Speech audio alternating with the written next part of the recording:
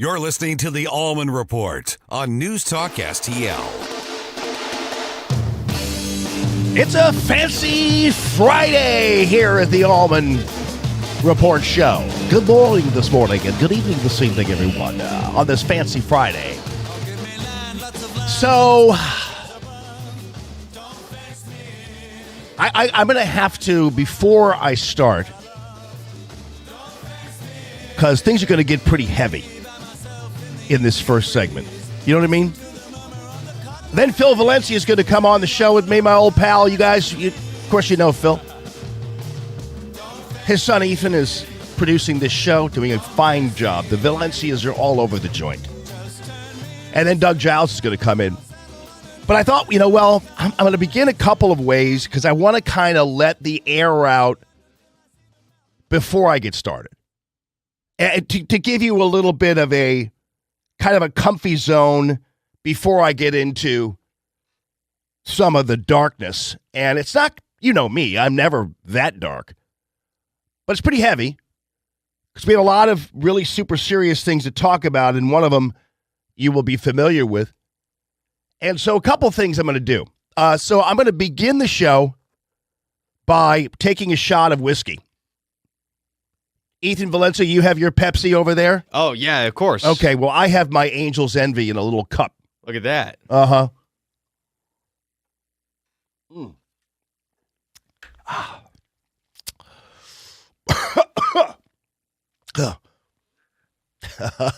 You guys would think I'm not a professional drinker like I am, but you'd think that wasn't the case, but maybe it's a little early. I don't know.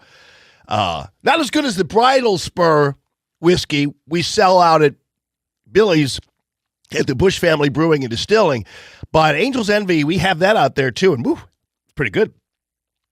Starting with the little from the pink cup from Joe Rush's office. Normally reserved for happy hour, but I just stole it. He wasn't in there, so I just went in there and grabbed it. Connors was looking at me. I'm like, hey, keep your eyes to yourself, Connors. And got that going. And then I want to also open with a song. And don't worry, I'm not going to sing. This guy, his name is Steven Wilson Jr. And I haven't always been a fan of this song, Stand By Me. I mean, I just remember it kind of, they play it all the time. And, you hear the old version. It's kind of a cool song. But Steven Wilson Jr., this came across my feed on Facebook. And this is like an amazing rendition of Stand By Me that I have never heard that song covered in this way.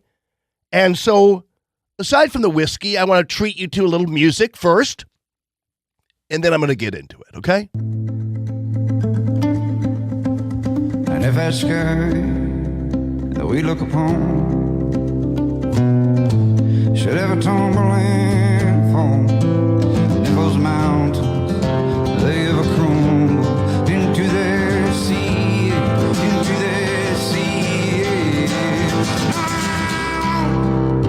be afraid, I won't be afraid, just as long as you stand by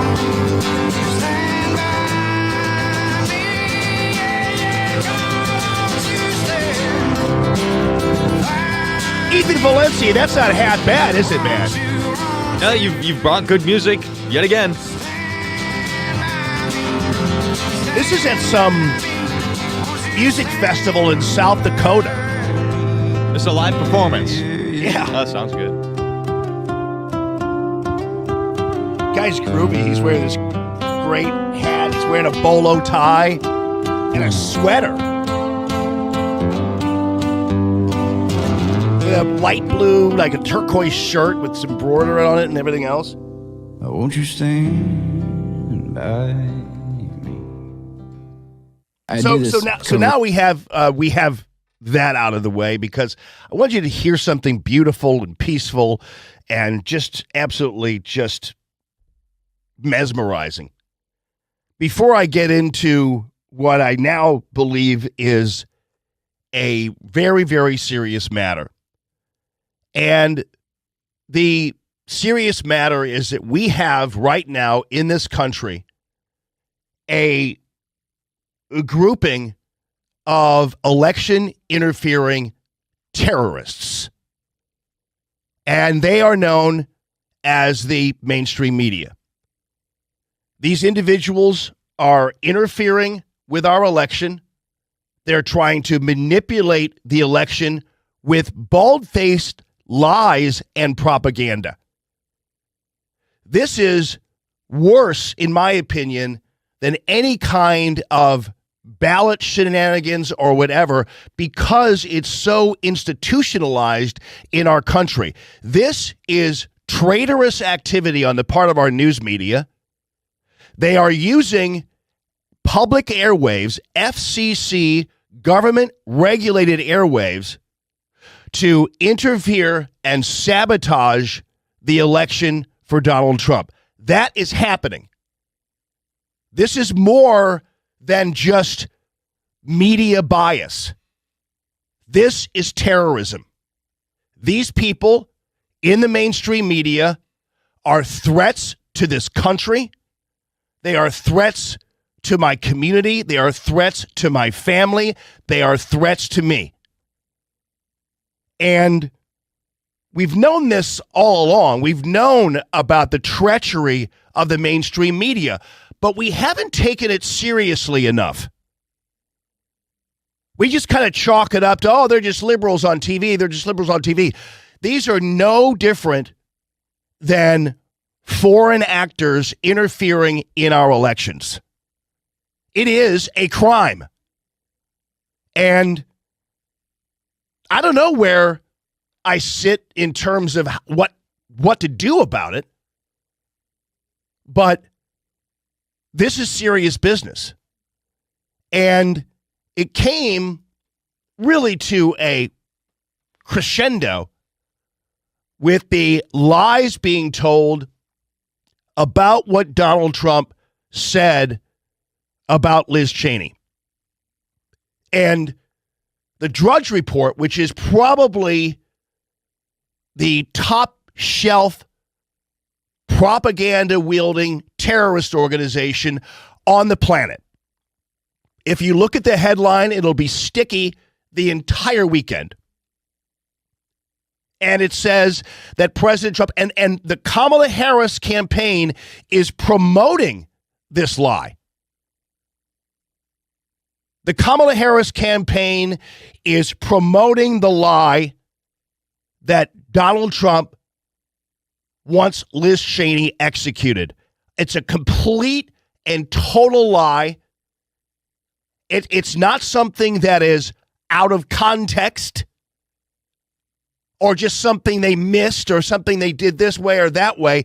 It is a regimented, purposeful lie. And it is attempting, through this lie, the mainstream media, to sway this election to Kamala Harris. What about this are we not understanding in terms of the level of seriousness of this? So it's one thing to call Trump a Nazi or to call you a Nazi or fascist or whatever. It's another thing to actually print and regurgitate a matter this serious, where you literally are claiming that a presidential candidate has threatened to execute somebody. That is a lie. Now, Mark Kaysen texted me this morning, and I'd have him on the air, but my level of disgust for the left wing and the liberals and the liars out there is too much for me to handle. And I would not be able to comfortably comport myself in a professional manner talking to someone like Mark Kaysen. Because he texted me, oh yeah, he's going to jail for sure. And so what did I do? I went right to the Drudge Report. I go, what does this mean? Because he texted me this morning. Oh, what did he say? Let me just see here real quickly. And And Mark knows better than this. He knows better than this. Today, 9:18 a.m., stick a fork in him, jail, in all caps. And so what did I do? I do what I always do when I hear something stupid coming out of the mouths of people that I know is a lie. I went right to the Drudge Report. And what did the Drudge Report say? Donald Trump threatened to execute and said Liz Cheney should be executed. Now, I believe that Liz Cheney is a war criminal like her father. The whole family is. They got American soldiers killed because of their thirst and their addiction to military industrial complex money and oil and everything else. They're the worst of the worst. I believe Liz Cheney is a traitor. She's a liar. But I don't believe she should be executed, and no one does, and Donald Trump doesn't either. So this lie, and by the way, Ethan, I'm just going to ask you, did you hear about this at all today? This is actually my first time. Okay. Well, so in a lot of ways, people like Ethan and other people, they're not always on the Drudge Report, and the only saving grace throughout all this is the fact that most people by this point aren't even paying attention. You could probably just go on the street and ask 10 people if they've heard of this story. Probably 2 of them have. But that doesn't mean that this is not a regimented plot to interfere with our elections on the part of the media. And they're not only doing it this way. I'll play you what Trump said, and he's absolutely correct. Liz Cheney and Dick Cheney and G.W. Bush and all of those generals, all those individuals who plotted the big Iraq war lie are criminals. There's no question about it. They're traitors to the country. George W. Bush is not a patriot. Dick Cheney is not a patriot. Liz Cheney is not a patriot. They are the worst of the bottom barrel traitors and murderers that you could possibly imagine. And Donald Trump is exactly right. This is what he said. He was talking to Tucker Carlson. This is the truth about what he said. Let's put her with a rifle standing there with 9 barrels shooting at her, okay? Let's see how she feels about it. When the guns are trained on her face. Yeah.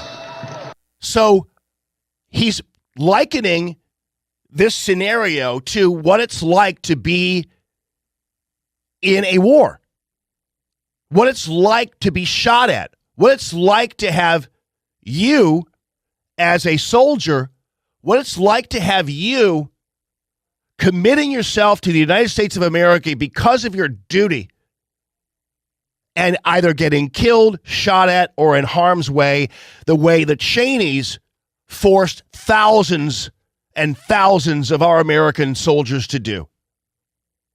And that's what he was saying. Let's see how brave she is when she's standing and looking at 9 barrels shooting at her or whatever. I don't know. Is that how many people execute? Is that what a firing squad is? Who knows? But what he's trying to say is that Liz Cheney is such a scumbag, such a worm, such a snake, such a traitor, that she's big and bold when it comes to her and her family promoting wars based on a lie and getting people killed. She's all big and brave. You know the story, just like the politicians in Vietnam and everybody else. They're all chest beaters and they're all, it's our role in the world and doing all that kind of stuff. And what they do is they have no stake in it at all. They offer nothing in the way of skin in this game. And that's what he was talking about. Let's see how she feels when the guns are trained on her face. That is an absolute great moment and absolutely right on. And the Kamala Harris campaign continues to twist this.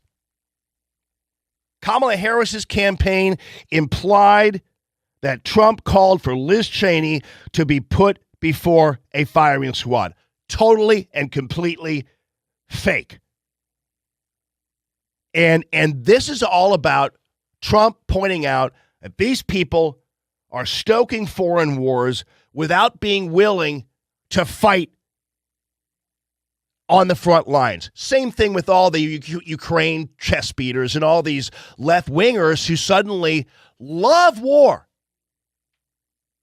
And yet they put their dumb little Ukrainian flags and bumper stickers on and everything else, and they wouldn't have the courage to go over there and defend Ukraine itself. They would rather have the United States of America and the military-industrial complex steal money from us to fight the war for them. It's despicable. And not sticking. And then you have on the lower level just the continued lies and propaganda that is being put forth by the media. This is the opening tease to ABC's Good Morning America. This is how they frame the last 24 hours of the campaign. Kamala Harris and Donald Trump blitzing the West, sprinting a final bend before the final votes. Overnight, former President Trump now pledging to put Robert F. Kennedy Jr., who backed conspiracy theories around vaccines, in charge of health care, including women's health, as Vice President Harris seizes on Trump's comments when he promised to protect women, whether the women like it or not. Yeah, whatever. That's Michael Strahan. And he's doing the T for the ABC's Good Morning. So that's Strahan. And look at how he frames what Donald Trump said and what he's doing. And they talk about Robert F. Kennedy as if he's some kind of mortal enemy of the country. This is not journalism. It isn't the women who refuse to accept a future without reproductive freedom. It isn't the men who... This isn't a tease. And they make sure they get Kamala Harris in there to say whatever she wants to say. Support them. With reproductive rights at center stage, this morning, the report about one 18-year-old woman who died in Texas after her mother says she didn't get the care she needed because of the state's strict abortion ban. Yeah, which is another lie. This is the same lie they told about Georgia. So the news media is in overdrive now. Harris in Las Vegas with Jennifer Lopez firing up the crowd. I believe. And again, this is all campaigning for Kamala Harris. You get the picture. And then we have, of course, this is a real quote from a CBS News anchor, Norah O'Donnell. This is how she opened up the CBS Evening News. And it's astounding the criminal bias that we're seeing in this one lead-in. From Election Day. As we are now 6 days out from Election Day, nearly 60 million votes have already been cast in early in-person voting and through the mail. And the latest polls suggest the race could not be tighter. Both campaigns are locking their focus on the battleground states. Vice President Kamala Harris rallied in North Carolina and Pennsylvania today and is in Wisconsin tonight. Former President Donald Trump was in North Carolina earlier and tonight is also in Wisconsin. He landed in Green Bay just a short time ago and then pulled this campaign stunt, speaking to reporters from a garbage truck, proof that he and his supporters are giving no grace to a gaffe by President Biden, where he, in his explanation, inadvertently called Trump supporters garbage. Yeah. So how do we begin to deconstruct that piece of election interference? Well, of course, she called it pulled this stunt, which, of course, it was a stunt. It was the greatest thing ever, and I explained all that yesterday. But then she talked about how you and me are giving no grace to Joe Biden. So at this point now, I'm being scolded by this criminal Norah O'Donnell for not having grace. And then she proceeded to explain defensively that Joe Biden inadvertently said what he said. That is absolute editorializing. It is absolute election interference. This is not bias anymore, people. This is regimented election interference. Coming to us from CBS News. This, of course, was in response to that racist joke about floating garbage told at a Trump rally. Yeah, okay, yeah. So now Biden is in the clear because he was supposedly responding to a racist joke, and she called it a racist joke, which, of course, is an opinion, not a fact. Was it a bad joke? Yeah, I've already been there, done that. Was it a racist joke? No. So where does Norah O'Donnell get off editorializing and describing this thing herself as a racist joke? This is not journalism, people. This is just bald-faced editorializing and criminal election interference. We're getting it all over the place. And then, we rely on people like Scott Jennings to be able to go on CNN and talk about this and try to defensively say, hey, you guys are out of your minds. This is not right. You guys are, obsessed with this garbage comments, but ignore Mark Cuban's comments altogether. Then we have this absurd rhetoric from Harris's senior advisor, Ian Sams. And he is talking about how Trump wants to send her, Liz Cheney, to the firing squad. I'm up against the break here. I need to come back, and I'll play the rest of it for you. But you're getting the picture here, people. You're getting the picture here about what the news media is doing. This is now has moved into a different realm. This is no longer just media bias. This is criminal election interfering with intent and sabotaging our elections. You talk about threats to this republic and threats to us. It's not Donald Trump. It's the news media who are abusing FCC airwaves, promoting themselves as objective journalists and using it for propaganda and all-out lies.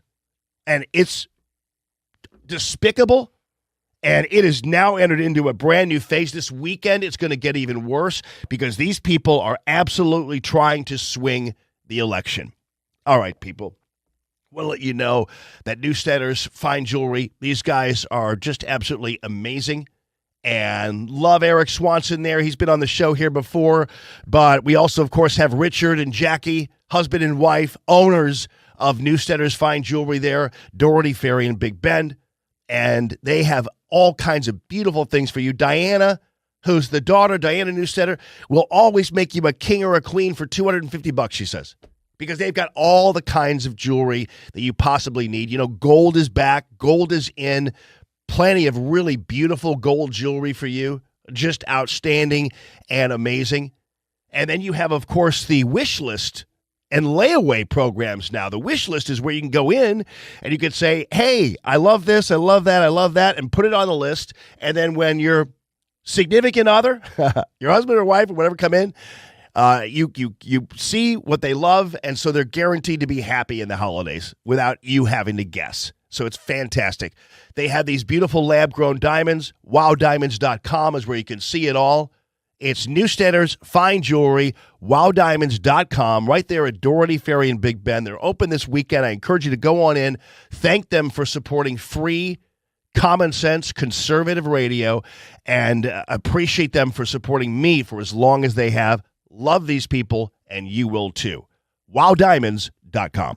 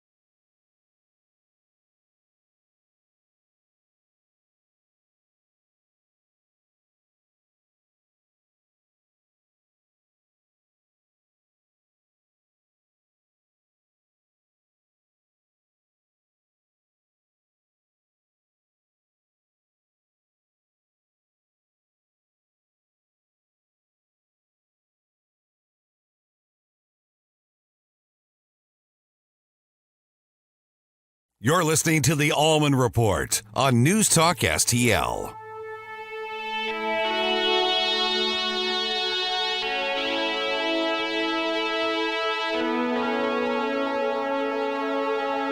Good evening, everyone. Welcome to the Allman Report.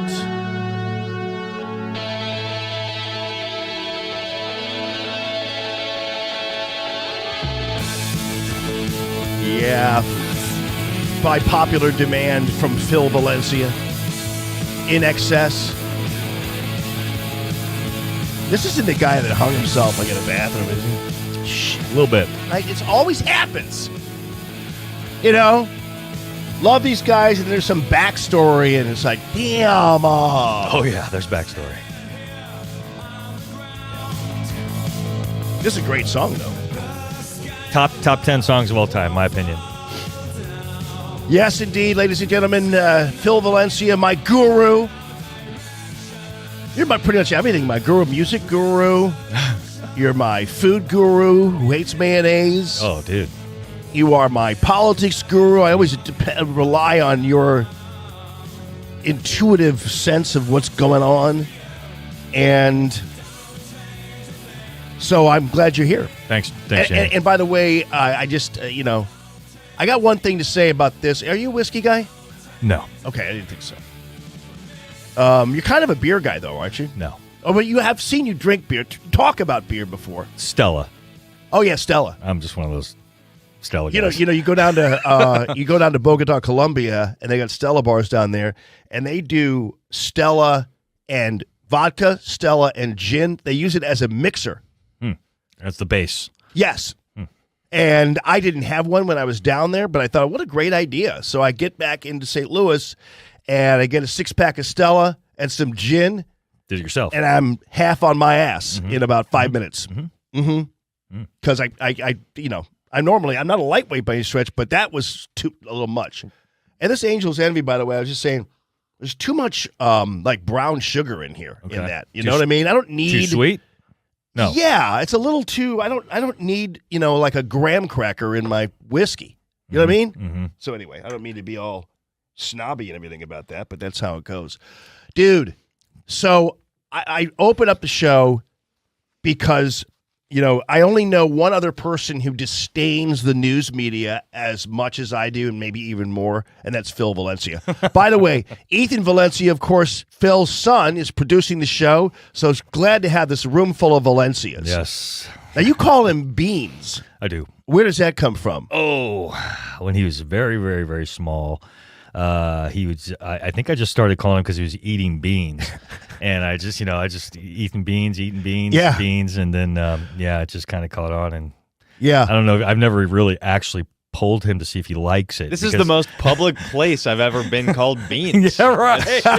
Now everybody knows. I love it. I do call him Beans, but It's funny because Lily, when she was little, I've got this famous video of her eating corn off of the floor. So I remember. I've seen it. It's hysterical. It's hysterical. Jamie, that is hysterical. I've seen that. And yeah. she's and I asked her, are you eating corn off the floor? She goes, oh, no. She denies it. I mean, she's like sitting there eating it. She's got like one shoe off and one shoe on. I had that at that point. I had the kids by my skin alone, and I was taking care of them that night. And it was a crazy. Clearly, night. you were home taking care of the kids. Yes, because she's eating it off the floor, but I can't call her corn. You know what I mean? Probably not. That would not be appropriate for a girl. No. At that point, it's corn. No. So anyway, I got done. So this thing that happened with Donald Trump, and this lie that the media is telling. I told the story about Kaysen texting me this morning going, he's going to jail. This is it. He's done. I go, oh, I didn't know what he's talking about. But I immediately went to the Drudge Report because I figured that's where he got whatever he gets. And boom, there it is. Red headline. Trump says Liz Cheney should be executed by a firing squad. I'm thinking, oh, that's a lie. Mm-hmm. But I said today, and I think it's more than just complaining about the media and bias now. They are actively interfering with our elections. Actively. Mm-hmm. Yeah. Sabotaging as them. an organized force, an apparatchik of some old school I don't know what Yeah. it is, but whatever it is that wants to keep things the way they have always been. And I think they're on their heels, though. I think they're on their heels. Yeah. So I don't think they're going to win this election. I don't think they're going to. I don't think they're going to have much of a say in the direction of the country in the next 4 years, at least. I like to go back to. I mean, this. I know we're talking about this, but this could be a Mondale-esque kind of. This could be 1984. Yeah. Again, Mhm. and it was Norman Podhoretz, I think, that said about 1980's election. It was the election that Watergate postponed. Yeah. Yeah. And I think that this may truly be the election that Watergate postponed. But with the last election being, whatever you want to call it, that might have been the election that really was to determine it. But this time, and I've said it all along, and I've been watching this secretly from my phone and scanning this whole time and watching the black population of America, which I believe they actually came into their own in the last election cycle. Yes. But were used sort of in a way. But this time it isn't going to go that way. They really have. That's the headline to me above the fold of this whole thing. The Democrats have finally lost the black vote. Yeah.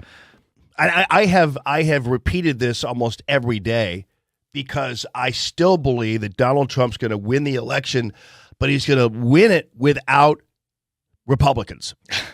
Right. So at this point then, which is why they're so desperate, the Cheneys of the world and all these deep staters who are coming out, because they know that if Trump wins this time, they're done. I mean, they're going to be gone. And we're going to have to actually reconfigure the Republican Party if we're going to have to deal with it and stay with it to include the bigger tent and all the people that helped Donald Trump get elected.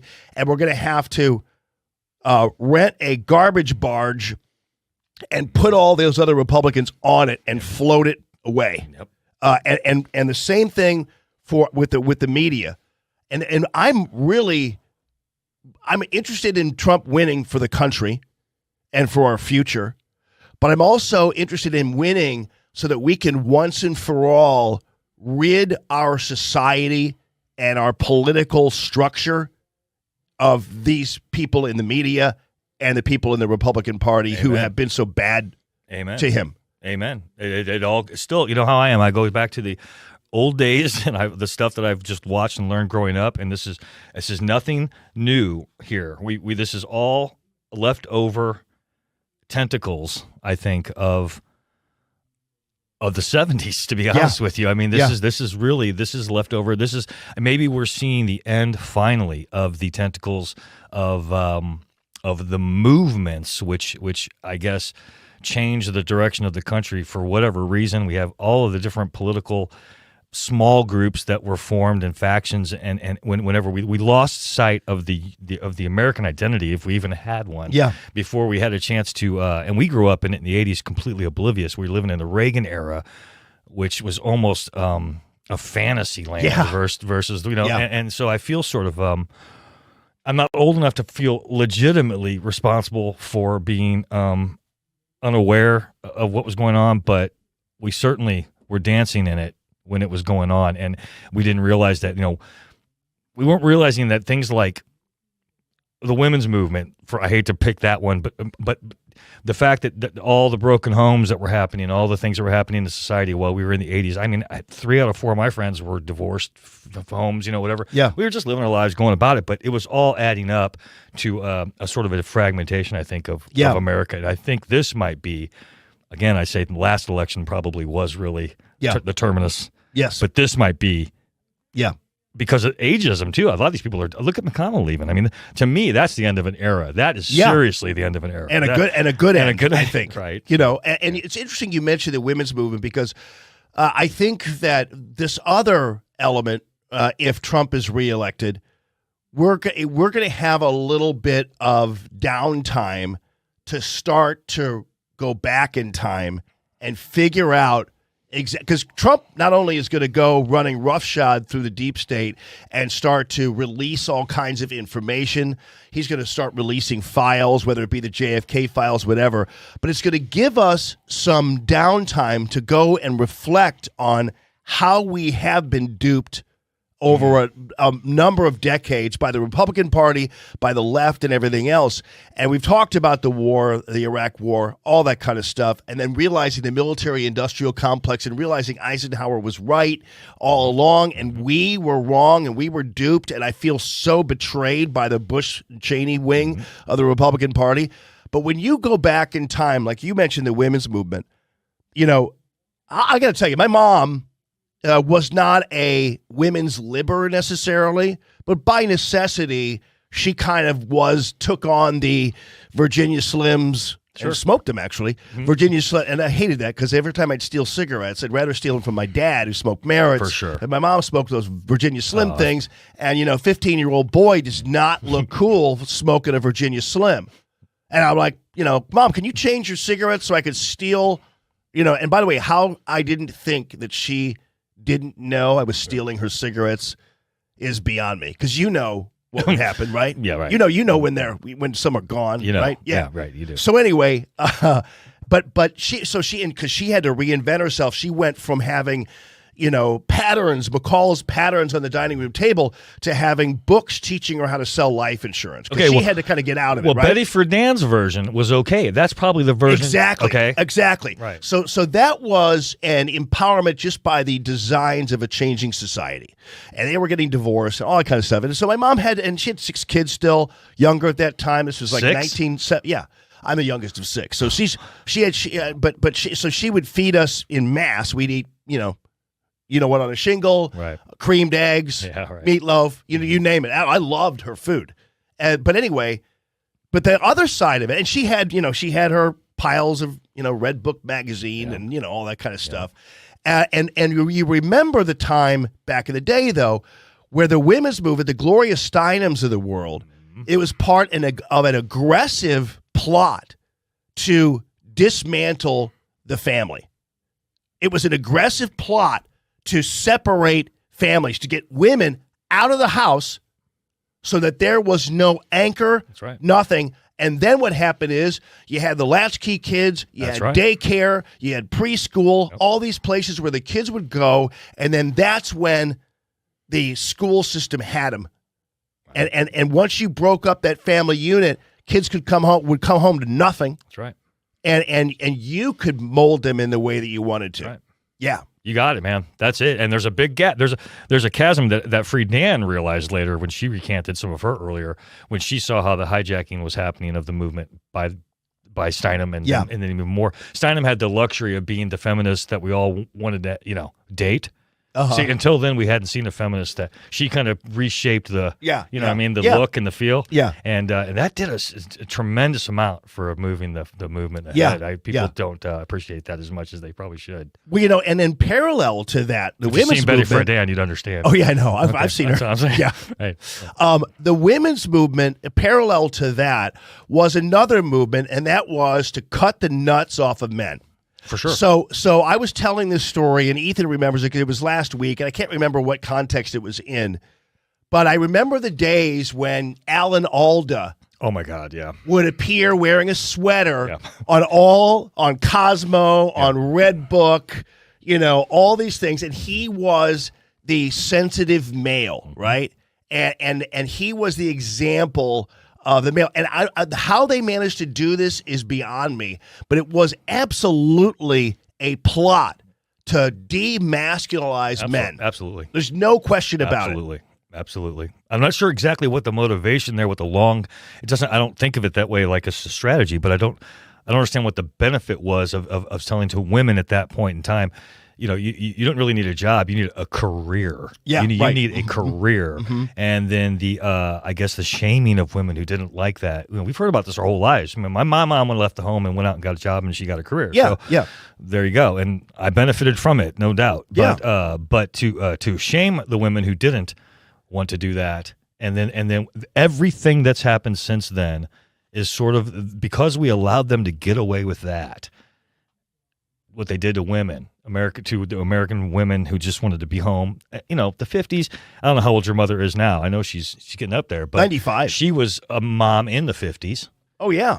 Okay, so she knows. She's exactly what Betty Friedan was writing about. She was championing your mother. Yeah. Not women who want to go out and abandon their children and not be home when they come Yes. home. That's not what she wanted at all. So and also reject the swaggerly male. Because you know, that was coming out of the Mad Men time in the 60s, exactly. and 50s, late 50s. And so that was also an attempt to kind of take control away from the male household head. Absolutely. And even it all up, you know, and take that kind of provider role from the father, from the male. That's right. Yeah. I mean, and it worked to a large degree. Because again, you had the divorce rate skyrocketing because of the family and the diffusion of the family. And so you didn't have really closeness there, whatever. The women and their careers were more married to their careers and married to the male. And then that snowballed. Absolutely. I think it all started then in 70s, right after the 60s ended, in the early 70s, all kinds of things started and happened. All the people who started it and happened it to or whatever are seniors now at least. And so they're aging out. And I think we're finally getting away. It's as if it held us in its grip as long as it possibly could till its last fingernail was snapping. And this might be it. I don't see how they can prolong this insanity any longer. Yeah. With Trump in office, I definitely don't see how they can do it. But if you're my age, you also I got to take a break here. And if you're my age, you also wound up marrying women who were daughters of those It's a whole women. That's a whole other thing, dude. Yeah, were taken out of the home essentially. You have, and I'm not blaming my first wife or anything. I'm just saying that but you did, and that became a struggle in itself. It means something what you're saying right there. That is absolutely for sure. Yeah. So because these girls grew up with this idea that if you were just a homemaker, you were not worth anything. Right. You didn't do anything. And so guess what? Homes didn't get made. Yeah. You were a slave to the man. You were this, you were that. And there are a lot of women who were kind of like created out of that mindset, the daughters, and that's how they managed to continue it. We'll take a quick break here, be back with Phil Valencia. Happy Fancy Friday to all of you and yours. This is the Allman Report on News Talk STL.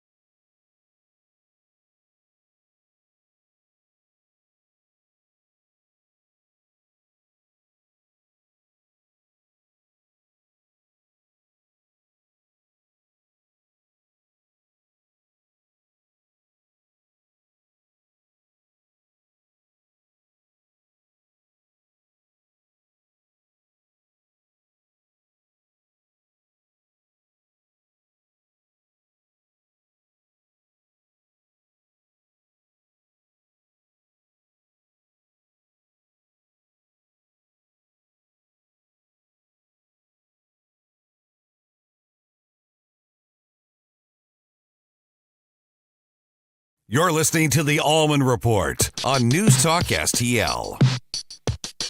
Hey, Phil Valencia. Well, man, we solved the world's problems on that one, didn't we? Way to go. Good job. I mean, and that's what's crazy. I think if we kind of wind it up with President Trump, is that it's so funny how it seems like more women like him than like Republican men do.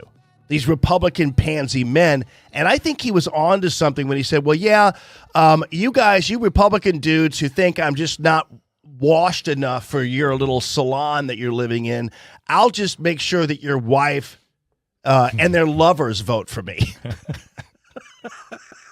But that's true. I know some dudes who I'm convinced their main problem with Trump is that their wife loves the guy. Oh, wow.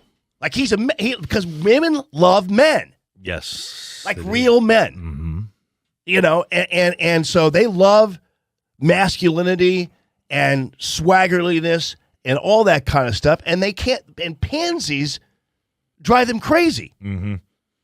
Yeah, I don't know anybody whose wife, I don't know any couples. I wish I knew a couple who disagreed on who to vote for. That'd be an interesting thing to listen to them just argue, I guess. But I don't know anyone that has that situation. Thankfully, I don't. And everyone I know who is going to vote is voting for Trump very happily, as they did in the last election, most likely. And I expect, based on what I'm looking now, and I'm sure you're looking at it too, and everyone around here is, he's tightening up the polls in some pretty interesting places like Pennsylvania. And, I don't know.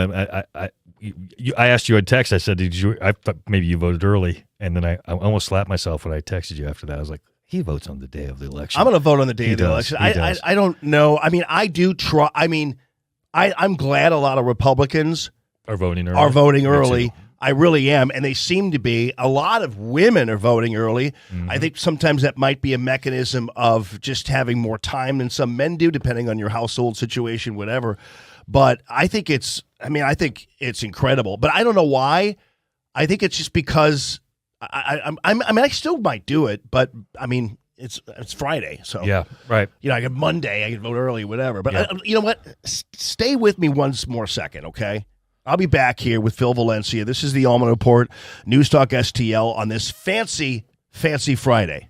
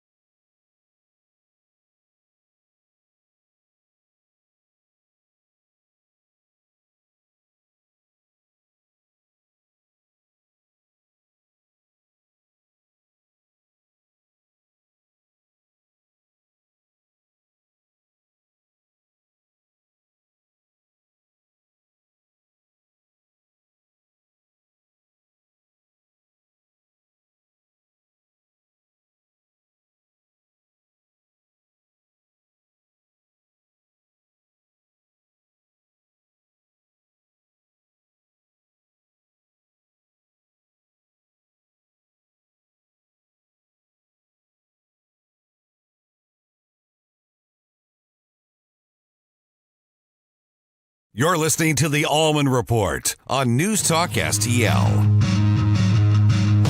Good evening, everyone. This is a fancy Friday. Doug Giles on the way, as expected. Phil Valencia in the studio with me because I love talking to him. And you don't fancy me as a guy who goes to Target. I definitely don't. Oh, well, so I never go to Target. The girls do, and because they're always getting something at Target. But I go to this. My Target is there in Brentwood, and the other day I'm looking for some. I'm having to find a bunch of Tupperware because my I made a buttload of tortilla soup that you might like. I probably would. I made it with my tomatoes and peppers that grew in the garden, and it's really good, dude. So anyway, a little rice, a little chicken in there, a little cheese on top, little. But anyway, I have to give it to my mom. I want to give it out, and I need to freeze some of it and all this kind of stuff. So I had to buy Tupperware. So I say, I'm going to go to Target and get some Tupperware. And so I totally am too old for this crap because I go to this Target, and the first thing I haven't been there long. First thing I do is I kind of follow the cart guy, thinking I'm going to go into the Target. He's got a cart. He's got this with all the carts on it. I just kind of follow him thinking that's the entrance, and suddenly he's like honking his horn at me, like Thuggy McThuggington is like, yelling at me and honking his horn and telling me to go because I'm going in the wrong entrance. It's not an entrance. It's where the carts go. So that's the first thing he does. I get yelled at even before I get into this godforsaken place. Then I walk in and I start to turn the corner and I see this huge long line for the self-checkout. Babies are crying. I've got the asset protection guy yelling at somebody as they're going out the door. And it smells like rubber. And I'm thinking, I am getting the hell out of here. Did you turn around and leave? Hell yes. I left. I go, I am not doing this tonight. I am absolutely not doing this tonight. You parked, got out, went in, turned around and left. Absolutely. It was all of about 7 minutes.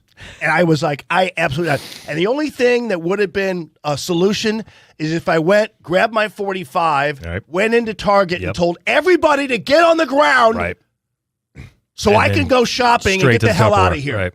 Everybody, face down on the ground. And then I go get the Tupperware, get out through the self-checkout, and leave. But I didn't want to do that because, of course, it's violent.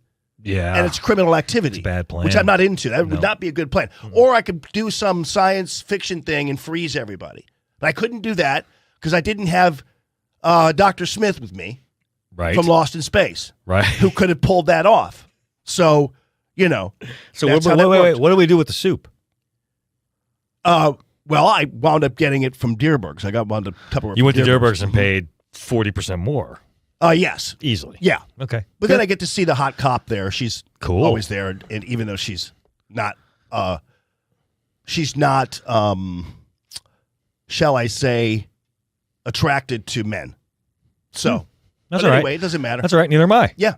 But hey, how many things of soup did you make? How many individual we talking about? Oh, like 10. 10. Oh, Okay. yeah. So it's Freeze a them real, up, freeze them up, bite operation. size, big times. Yeah, that kind of thing. Okay. Anyway, back to what we were saying earlier about the male-female thing, and I almost forgot about it, but the one thing I have to say is that the people who listen to this show, and it might be because we have exposure on our Facebook pages and in our general common sense conservative community to some really badass women, because I'm sensing that there are more women out there who are more voraciously excited about Donald Trump than some men.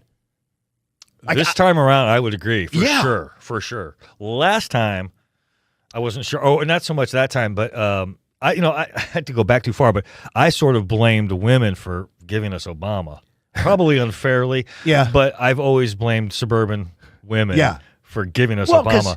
They wanted him as their black friend. I get it.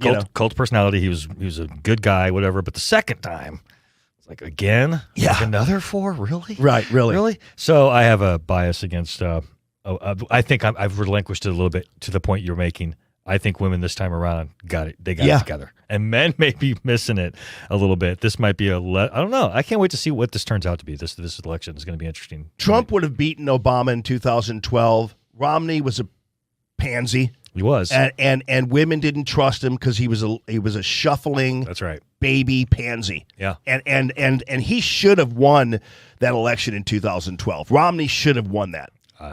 Don't understand quite really how he didn't. Because he's a pussy. I get that, but you know about the thing that went down? Nobody talks about that. He had that operation going. I don't know why anybody talks about this, but I remember exactly that night, 2 nights before, they were talking about this system that he'd paid for. You know about it? You even know what I'm talking about? Yeah. Okay, his integral in it was all this supercomputer linked up systems. They were going to be able to follow every poll, every election site, and the day of the election it crashed. So that's that picture you have of him sitting on that couch and that kind of dimly lit television screen of him just sitting there sulking. He's sulking because nothing's working, and people. And it's anyway. I thought that was interesting. So I don't know if there was a. I thought he was going to win that election. Me too. I absolutely was convinced. Are you convinced that he didn't? Oh yeah. Okay. Yeah. Okay. He didn't win because he was lazy. Right. Same thing. Yes. McCain didn't have much of a chance anyway because it was Obama. But in 2012, Romney absolutely did. Had they had any kind of balls, had they reached out to the constituencies that Donald Trump is reaching out to, they could have done it. That's right. And they didn't do it. Anyway, dude, I love talking to you. Don't you people love when Phil pops in on the show? So well, anyway, I love what you've done with the place. It's a nice place you got here, by the way. Thank you so much. Thanks for what you did here, setting up the studio and everything else. It's Phil Valencia, everybody, and of course, thank you also for Ethan. He does a great job. He's a fine young man. Absolutely, he has all the best qualities of you and your lovely one, and as all your kids do. They all have very nice, stable, sweet personalities. That's right. You get that prescription right, man. I know. You know what I mean? Like, I it's like right it. there. It's all you That's need. right, buddy. Yeah. All right, Phil, thanks a ton, man. And thank you also, by the way, to the Wallner Home Selling team. The guys are great. Rodney and Jen, longtime supporters of the show. 314-810-SOLD. They guarantee that you're going to have your home sold. Because when you come to them and say, I need my home sold, they already have a list of hundreds of people who are chomping at the bit to buy it. So that's like throwing a pig into a piranha pit, because what happens is they just eat that home alive and you get the best price you're going to find anywhere in the land. That's the Wallner Home Selling Team system. They get it done. They guarantee they're going to get that home sold for you, and there are no contracts whatsoever with the Wallner Home Selling Team. 314-810-SOLD, supporting free, common sense, conservative radio. Be right back with Doug Giles.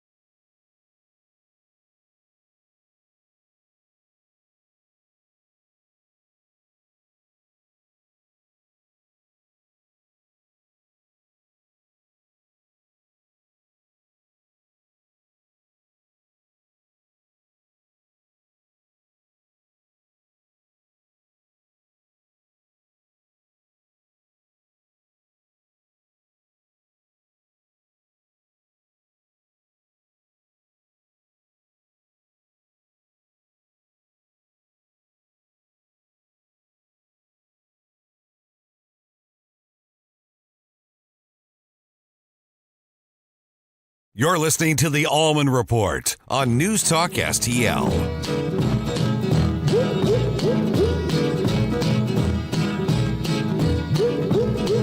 Good evening, everyone. Happy Fancy Friday. Hope you're chug-a-lugging on something nice.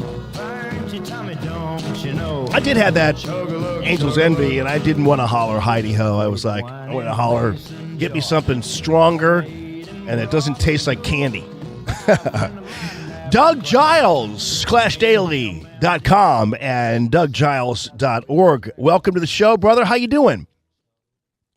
Jamie, kicking ass, big dog. How are you? Great. I'm feeling so good about this election. The reason why I actually took a little nip there is because I needed to prepare myself for the darkness I was going to lay on people about the news media, which at this point now has become an election interference vessel. They're trying to sabotage the election. This is more than just a situation where it's media bias. I can't chalk that up anymore. Now this is a purposeful attempt to jack this election, terrorize this election, sabotage it, interfere with it.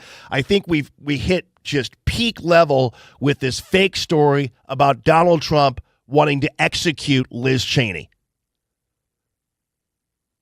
Yeah, but it's not shocking, man. I mean, they tried to kill him twice. They tried to throw him in jail. They tried to impeach him multiple times. I mean, they're going to toss everything in the kitchen sink. And I don't know, man. I think he's Teflon Don. I don't think it's going to stick, Jamie. We're seeing early voting of Republicans and just in droves and droves. Like when I went to vote the other day, man, I don't know if I told you this. I can't remember our last interview. But we went to vote, and there was a huge snaking line. It looks like, somebody's going to a Trump rally or something like that. Listen, I don't do patience very well. So we blew off that polling center, and then we went and did some business inside of Austin, and then came back through this other little town. And lo and behold, there's another place to vote. Cost us about 30 minutes. And so both lines that we went to in both polling places, dude, I don't know if the Kamala Harris constituents were undercover because they're in MAGA country here in Hayes County, Texas. But I didn't see them. I saw a lot of Trump voters. And like I said, one place it was a 2.5 hour wait, to vote. So, let them say all the other stuff. Let them call us garbage. Let them yodel and yarble all of their mendacity into the ether. And hopefully come November 5th around, I don't know, midnight, they'll have their ass handed to them on a platter. And we will usher in a golden age, Jamie, with a golden haired president. I'm talking DJT number 47, God willing. Yeah, I love that you call it the golden age. There are so many upsides to a Trump presidency aside from the security of this country and the prosperity of the country. But we've got a lot of scores to settle with some of the people who tried to derail him and indeed even tried to kill him, and a party that in some parts was not there for us when we needed them, and we had to otherwise rely on other sources of voting and attraction to Donald Trump. And that would be obviously from the black community, from suburban women, from the Hispanic community, from legal immigrants. I mean, you name it. This coalition that Donald Trump has managed to build is nothing short of amazing and Reagan-esque. I'm really happy about it. Yeah, and again, they're gonna come in, God willing, and I think he is, and they're gonna flatten the establishment on the left and the right. And I've been waiting. I kind of sound like Foreigner. I've been waiting for this to happen for a long, long time. I've loathed those characters again on both sides of the coin. When you and your buddy were talking about frickin' Mitt Romney, like I can't even. Like I'll be showering, Jamie, and I'll get my hair all lathered up and get some good suds on my Franken beans and cleaning up my armpits, and I'll just start screaming in pain. And the pain that I have, Jamie, is that I frickin' stumped for Mitt Romney in 2012. I was cheerleading, that he would dust Barack Obama, and then I scream again in pain, knowing that I actually campaigned for John McCain. Dude, I've been waiting for these guys to go away for a long, long time. Same thing with George W. Bush. And did you see his daughter, Barbara Bush Jr.? She's like, I feel hopeful, so I'm going to vote for Kamala. It's like, shocker, New World Order people. You know, we would have never guessed you would have voted for Kamala. And again, sayonara, adios, mofo, however you want to put it. I hope that coalition comes in and they start lopping heads off. Not literally, okay? Knee-jerk reactor, but spiritually and vocationally, that the swamp totally gets drained. And I dig the coalition. I think every libertarian-loving person with 3 teeth and an IQ of 50 is digging what Trump's brought to the table. Yeah, and I remember those days too, and I know you were very active and heroically so in the Tea Party, and we were busting our butts for these people that now actually don't like us, and we're fine. And I don't think ever did. They just knew us to be kind of a apparatus for them. But I don't even think George W. Bush ever really liked us. Maybe he did, or maybe I don't know. But I'm seeing now the way these people have turned on us and joined the masses in their denigration of who we are. They're joining the calls that call us Nazis and everything else, and they're part of this now. And I'm like going, wow. When I think of how out on a limb I went for you and what I did, right. even your war, I'm like. And my son served in the Iraq War. So, I mean, like I think about all these things, and now you guys, it turns out, never really liked us or respected us. Crazy. Yeah, at least it's, out in the open now. Same thing with frickin' Schwarzenegger endorsing Kamala Harris. Yeah, you talk about the pussification of a person. And Jamie, I happen to write a book that maybe we should send to old Arnie and Mitt called Pussification, the Effeminization of the American Male. This thing, Jamie, which you know very well, it's frickin' 8 years old this month. 8 years old. And here's one thing that I'm grappling with. And I know Robert Downey Jr., who I've really appreciated his work, his recovery from alcoholism, his movies. All of a sudden now, Dipstick Robert is campaigning for Kamala, trying to shame us, toxic masculine men into her corner. And the same thing with, I like Jennifer Aniston. I know it sounds gay, but I like her movies. I like her comedy stuff on television. And it's like Laura Ingraham said, you just got to shut up and act or shut up and sing, because it makes it real difficult, man. Once they start yodeling about the virtues of cackling Kamala, a radical Marxist who did a little foregoing of the democratic process in her coup to unseat Sleepy Creepy Joe, and then to see Will Ferrell, God, man, it's like I can't even watch movies or television anymore. I know. I saw that yesterday with Will Ferrell. It was unbelievable. He and his Billy Eichhorn character. And I agree with you on Jennifer Aniston. I mean, my goodness gracious. I mean, if she were a Trump supporter, she'd have to get a restraining order to keep me away from her. Because, I mean, I love her. I think she's great. But this idea, and I think she's really super intelligent. She comes across as like super intelligent and funny and everything else. And it's so disappointing. And these guys are just, I don't know what their goal is or what they're doing. I mean, I was just talking about how Jack Nicholson's so cool because you never hear anything from him except like acting or doing whatever. And he's like one of those guys who just never really got involved, man. He's the coolest dude on the planet. Love that. Yeah. Yeah. Tom Cruise also, you don't see him sticking his neck, even though he does it for Scientology, which is a wee bit weird to moi. Yeah. But as far as politics goes, he's not wading in. He's not like telling everybody Kamala's wonderful, and it makes it easier for me to frickin' watch Top Gun, and see some Maverick action. But and again, I'm not a big protester banner type weirdo like that. It just makes it difficult, it just it's like, I don't want to support you, man. Here's what I'm going to do. I'm going to watch Braveheart, like the Warren Commission, watch the Zapruder film just over and over and over and over.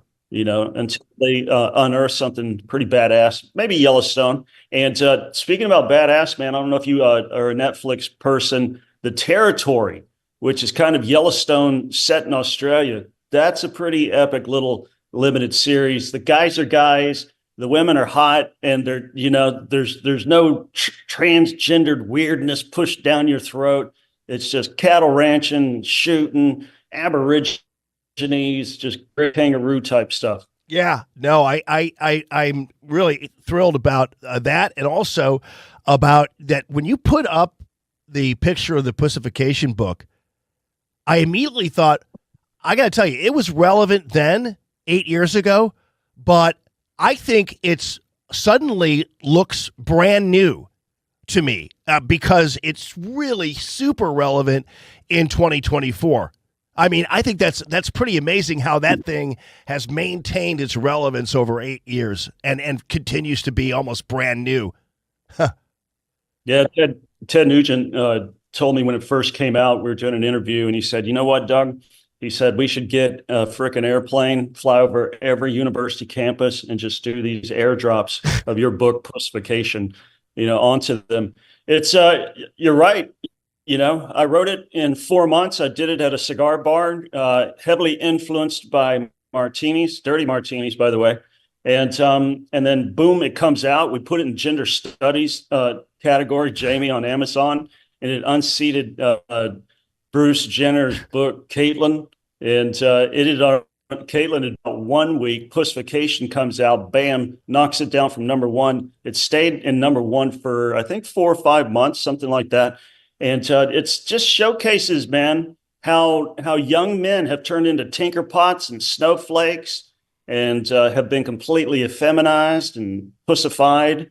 And it also shows how to get out of there. And it's basically by taking responsibility, leading courageously, rejecting passivity, and expecting life because of merit to reward you. And that's how you flee, the slough of despond called Pussville. And that's how you get to where Jamie and I are, where we dwell in the rarefied air of Mantown. Right on. And that's the only way out. That's the only way out. Yeah, I can't take my eyes off of what I think is a new feature behind you, that framed portrait. It looks like, is that John the Baptist, or who is that in that picture? Yeah, so that's my favorite sculptor. It's Rodin. Oh, and little portrait I did of Rodin a couple of years ago. Heavy impasto. That thing's. Let me pull it off the wall. Yeah, that is cool. I didn't know you did a poster of Rodin, man. That's a painting. I'm painting. So yeah, I don't know if you can see the texture, but I did it with palette knife. Yeah. And, yeah. You see it? There you go. That's cool, man. I think you want to have like T-shirts with him on there, because nobody, and then people would have to ask you like, who is that? Like whatever, because it looks like really super cool, and actually looks like one of your biblical characters too. I couldn't count all the beautiful pictures you have. Yeah, I could morph it into frickin' Ezekiel just like that. No, how do you know? I couldn't do Ezekiel because Ezekiel he shaved his head, so I would have to maybe turn it into Jeremiah. Yeah. Well, speaking about my artwork, and who wouldn't want to talk about it? So I've got my first full color coffee table size art compilation of my entire biblical badass series. It's coming out for this Christmas. We just looked at the one of the final galleys today, and Jamie, it's pretty cool, man. I've got all my Old Testament men and women who kicked biblical ass for that which is holy, just, and good, and I've got all my New Testament depictions.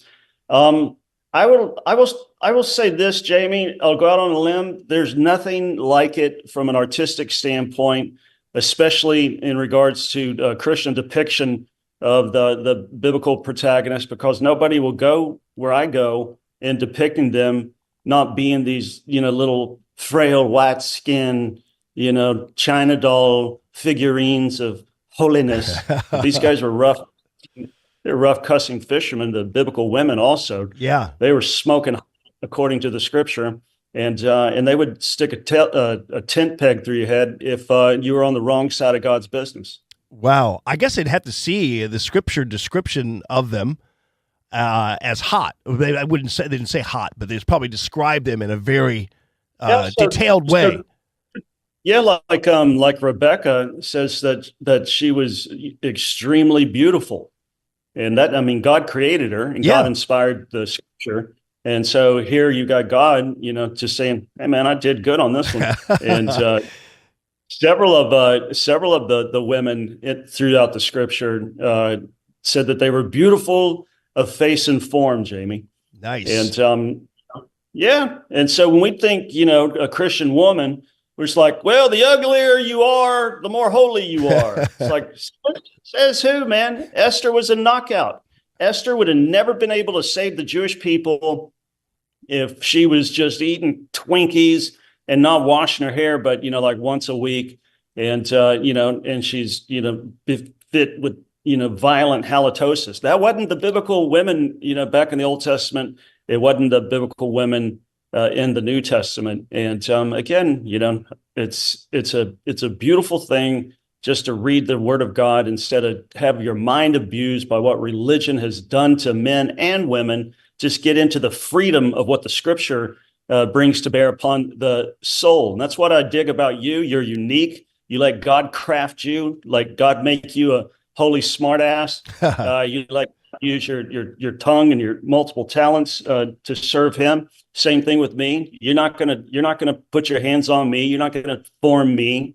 It's God and God alone. It's not a denomination. It's not Catholicism. It's not Protestantism. It's the audience of one. Woo-hoo. Yeah. And you know what? I think if I could make some symmetry here to the political world, because as you talk about denominations, let's just move the denominations into political factions. And what I think the godly thing that Donald Trump has done is he's freed so many people from their particular factions. In fact, just if you take the black community for an example, who was always tied to some faction, whether it be the liberal or Democrat Party, whatever, and suddenly they are wandering the beautiful landscape as independent, free people. Many of them voting for Donald Trump, not because he's a Republican, but because of his policies. And I think we're seeing that with a lot of different people, Hispanic population, the legal immigrant population, suburban women. I mean, you name it.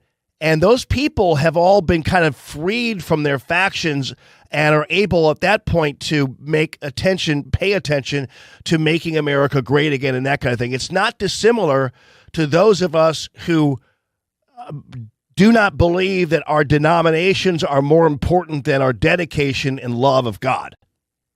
You follow me there? Yeah, and it took a guy like Trump to blow it all to hell, man. He's a great disruptor, and it shook Republicans to where it's like, oh, you mean that it's okay if we're not neocons? And it's like, yeah, it's okay. You can have a place in our big tent too. And here they come running over, and then you got RFK and Tulsi Gabbard and Vivek Ramaswamy. I mean, it's Russell Brand, Tucker Carlson. It's an amazing when you free people, and whether it's in an ecclesiastical environment or a political environment. Jesus said, when I here's how you know that you've met me. He says, you shall know the truth, and that truth shall make you free. So it's freedom that comes out of it, liberates you from sin, demon powers, dumb ideas, and it sets you to live a bold, wild, and free life. And Paul said that when the Spirit of God hit him, Jamie, it says that he became a slave to no man. And that's something that, again, Trump's doing it from a political standpoint, in my wee little way, from an ecclesiastical standpoint, through my writings and podcasts and videos and sermons and stuff. I want people to be free, man, and know that God has created them, to be not free to do stupid, ungodly things, but free from pressures to conform to whatever bad actors and bad ideas that are out there. Yeah. Well, it's not unlike a story of Jesus, making the blind man see, and the blind man's like thinking, "Well, you." He goes, "No. Your faith saved you. That's what saved you. Not anything earthly or anything like that. Your faith is what saved you." And I think a lot of people now, especially, I'm not saying they have the godlike faith in Donald Trump. What I'm saying is faith in this country, and faith in and great outcomes and everything else. And I think everybody desires that regardless of where they are, and how the liberals and left wing don't get it. I'm actually starting to think of all those people you named, Doug. Yesterday I was talking about all these other people like Matt Taibbi, Glenn Greenwald, all these people who are kind of on the left are now thinking, man, these people are in the Democrat Party are too radical even for us. And so really, in the end, Trump will do them a favor by defeating the Democrat Party so that some of these more sensible people, liberal or not, will have to reform that party and kick those weirdos out the same way we did with Republicans. Yeah, man, I hope it's a crush and destroy thing that occurs to the cultural Marxists that are trying to hijack the Democratic Party. I mean, it is definitely, and you know this, your listeners definitely know this, is that it ain't the party of FDR and JFK anymore. It's the party of WTF and LOL, according to Bill Maher. Speaking of another weird, what's the word I'm looking for? Partner in arms, Bill Maher is now making a heck of a lot of sense, and he's saying just what, Bobby Kennedy's saying. It's like, I didn't leave you guys, you left me. And stupid is stupid and crap is crap, no matter how you cut it or who frames it. Yeah. And and what's interesting with Maher, man, is that, I know his audience is with them and stuff, but his audience, like the more he goes right, the more he goes common sense, by and large. I mean, there's still, leftist droogies in there. They're cheering him on, Megyn Kelly's on the show and they boo her, and then she hits them back with some cold, hard facts. And the next thing you know, they cheer her on. Yeah. It's a great day. And here's the reason why I like it. My ministry's been called Clash. My website's called Clash. My radio show has been called Clash for 20 plus years. I like the conflict. I like, everybody's like, oh, does this drive you nuts? It's like, no, I lived by a horse track for 20 years in Miami. And I found out that it's the difference of opinion that creates a horse race. Yeah.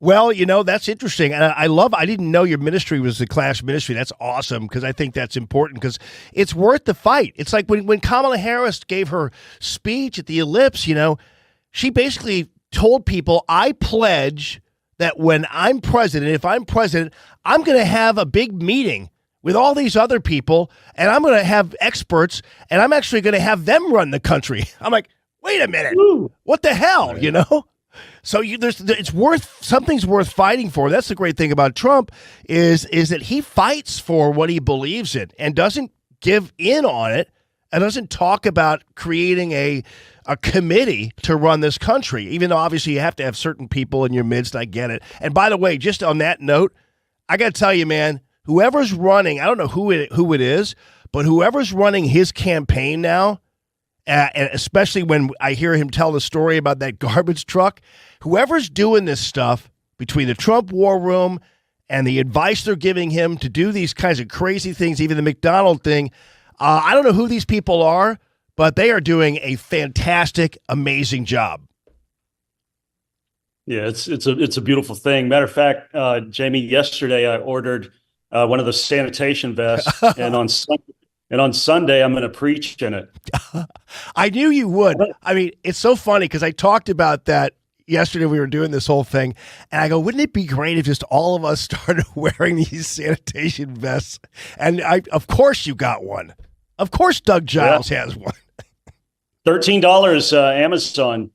Yeah, I tell you, it's the directives that he's getting from Barron and some of the other young guys, Bo Loudon, and the younger folks on his team, to go on to Rogan, to interview with Russell Brand. I'm telling you, man, Trump's interview with Rogan, I watched the whole thing, freaking brilliant. Yeah, and just so wide-ranging, and Kamala, just like Trump said, there's no way in Haiti she would have been able to do it. She'd be on the floor sucking down Maalox in the fetal position if she had to go over like 20 plus minutes. And then my wife and I were watching JD Vance yesterday, got through about an hour of it. Holy crap, man. That's one of the smartest dudes I've ever heard. And, I'm looking forward, God willing, to that young whippersnapper frickin' getting ensconced after Trump leaves office and becoming number 48 and sitting behind that Resolute desk where Bill boinked Monica. That dude is sharp, man. He's frickin' sharp. So, Doug, you think that, and I'm running out of time on the Zoom here, it says, but nonetheless, do you think that, so you're saying that maybe Barron is one of Trump's secret weapons? Yeah, no, he was in regards to Russell Brand. Oh, wow. And, and Bo Loudon, who's Gina Loudon's young son, I think he's 16. So him and Barron are buddies, and they come up with these various schemes and podcasts and try this type stuff for their old man. It just goes to show that Trump's not sitting there with some high-paid, ridiculous jackass, been in there for 40, 50 years, consultant on what we should do and how we should con people, but he's been in his ear to whomever, whatever hand he gets dealt. Hey, you're garbage. It's like, let's get a garbage truck. Let's own it. And he's making it fun, man. I mean, I don't know. You just have to be a freaking really dark, dank curmudgeon if you cannot chuckle over Trump going to McDonald's and working there just to shame line Kamala about her supposed stint at McDonald's in California. And then once we get, this garbage thing hit at us with a hard top spin from Sleepy Creepy Joe, Trump serves it right back across the net. And he's like, I'm going to milk this for all it's worth. I don't know if you've seen it on X, Jamie, but there's about a 5-minute video of him coming off the plane with the sanitation vest on, descending the staircase. They got great music behind it. He's walking through like he's an American badass, which he is, and then finally getting into the truck and then addressing the camera. It's a whole MTV like video of him perfecting the middle finger in such a comedic way that it's a thing of just political theater par excellence. Yeah.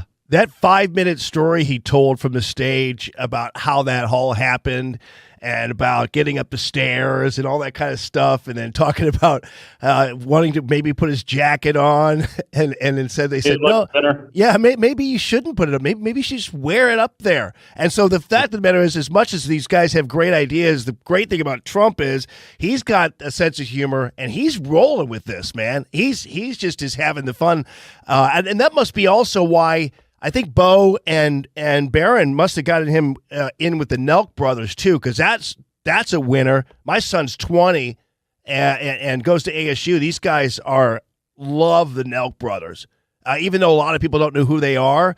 But when President Trump hung out with them, they just it's amazing. So yeah. No, he's sharp. He's funny. He's not, I'm 78 years old. I'm stuck in my ways. I ain't going to change. He's a consummate entertainer. He knows he knows what makes people tick. And again, you look at, we're supposed to be the angry Nazis. We're supposed to be, these horrible, raging people. But you look at Kamala when she's up there, when she came out with the DNC, she's all vibey and hopey. Dude, now she's wagging her finger like that angry, petulant, bitchy wife, just finger wagging, telling people, to do X, Y, Z, or the world's going to explode. And I'm just sitting back. Then she trots out, Michelle Obama, and I'm just like, oh my God. Yeah. And they're yelling at men. They're yelling at black men. And I guarantee, man, if I was a brother, if I had enhanced melanin content and I had some, just cackling woman and some big, knuckle dragging chick trying to shame me to obey them. Oh, please. Oh, yeah. Go pound sand. No. Go pound sand. Black men do not take kindly to the Kamala Harris finger wagging and the Michelle Obama rolling pin in hand crap. They of all people that does not fare well with black dudes. I'm telling you.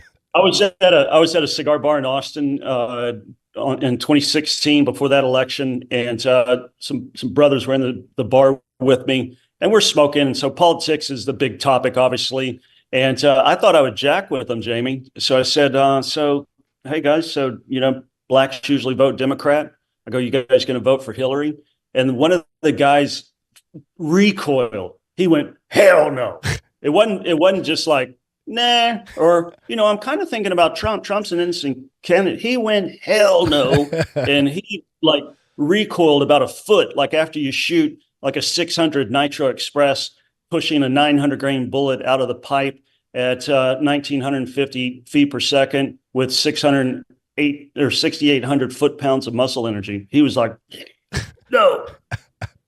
Well, and you saw that MSNBC bit, which I can't believe they still do this stuff live, but they were interviewing black men and women, and the women actually said one of the great things about Trump is that he's manly.